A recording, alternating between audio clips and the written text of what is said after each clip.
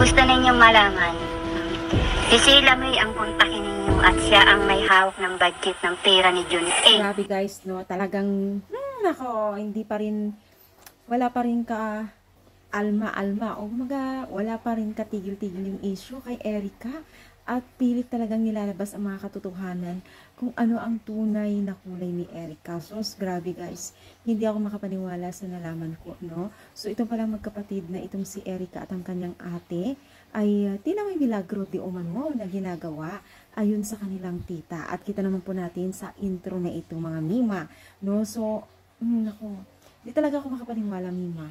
Sa sobrang ihin ni Erica ay nagagawa pala niya ito. Lahat pala yan, lahat pala ng mga video o yung mga tindahan, baboy o mga kunwari na ambag ni Erica o nabili ay keme-keme pala lahat yon. My goodness. So lahat ito binulugan ang kanyang tita. So buti na lang wala na po itong si Erica sa Team Kalingap, kundi malaking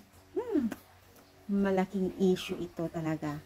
Mako-question ang Team Kalingap kung nandito pa rin. So, di ba sabi nila, wala na itong si Mr. John A. kay Erica at iba yung nag-i-sponsor. Yung pala, patuloy para.